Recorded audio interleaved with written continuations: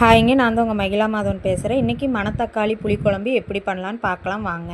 அதுக்கு நான் ஒரு வடைச்சட்டி வச்சு கடுகு போட்டு வறுத்துக்கிறேங்க. கடுகு நல்லா வெடிக்கணும். அப்புறம் நான் வெந்தயமும் சீரகமும் அது கூட மிளகும் போட்டு நல்லா வறுத்துக்கிறேங்க. வறுத்துட்டு அது கூட கடலப்பருப்பும் போட்டு கடலப்பருப்பு மட்டும் தனியாக போட்டு வறுக்கிறேங்க. ஏன்னா மீதியெல்லாம் கரிஞ்சுடும் கடலப்பருப்பு வறுக்கிறக்குள்ள. திருப்பி அதே வடைச்சட்டியில் கொஞ்சம் எண்ணெய் ஊற்றி வெங்காயமும் தேங்காயும் தக்காளியும் போட்டு வறுத்துக்கிறேங்க. தேங்காய் இல்லாமல் புளிக்குழம்பு எப்படி வைக்கிறதுன்னு இன்னொரு வீடியோவில் நான் சொல்கிறேங்க. இப்போது நம்ம தாளிக்கலாங்க. இப்போது நான் நல்லெண்ணெய் 100 கிராம் ஊற்றிருக்கேங்க. கடுகு போட்டுக்கிறேங்க. இப்போ பூண்டு போட்டு வதக்கிக்கிறேங்க. நல்லா பூண்டு எண்ணெயிலே வதங்கணுங்க. நல்லா வதக்கி வேக வைக்கணும். அப்புறம் வெங்காயம் போட்டுக்கிறேங்க.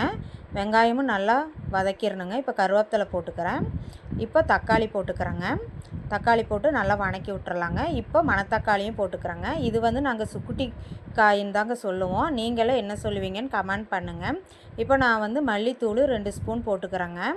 அப்புறம் மிளகாத்தூள் 1/2 ஸ்பூனுங்க. சாம்பார் தூள் 1/2 டீஸ்பூன் போட்டுக்கிறேங்க. இதெல்லாம் நல்லா வதக்கி விட்டுக்கலாங்க. பாருங்கள், இப்போ வதக்கி விட்டதும் நம்ம வறுத்து பொடி பண்ணி வச்ச அந்த பொடியும் போட்டுக்கலாங்க. இது போடும்போது நம்ம எல்லாம் சிம்மில் வச்சுக்கணுங்க ஸ்டவ்வு. அதுக்கப்புறம் நம்ம அரைச்சி வச்ச தேங்காயும் ஊற்றிக்கலாங்க. ஊற்றி எல்லாம் நல்லா கலந்து விட்டுக்கலாங்க. பாருங்கள், நல்லா குழம்பு ரெடியாக இருக்குது. இந்த டைமில் நம்ம புளி ஒரு லெமன் சைஸுக்கு நான் கரைச்சி வச்சுருக்கேங்க. அதையும் ஊற்றிடுறேங்க. தேவையான அளவு உப்பு போட்டுக்கிறேங்க. எல்லாம் போட்டு ஒரு 5 நிமிஷம் கொதிக்கட்டுங்க. கொதிச்சுட்டு நம்ம பார்க்கலாம். பாருங்கள், எண்ணெய் எல்லாம் மிதங்கி நல்லா அந்த சுக்குட்டிக்காயும் மிதங்கி நிற்கிது. குழம்பு நமக்கு ரெடி ஆகிடுச்சு.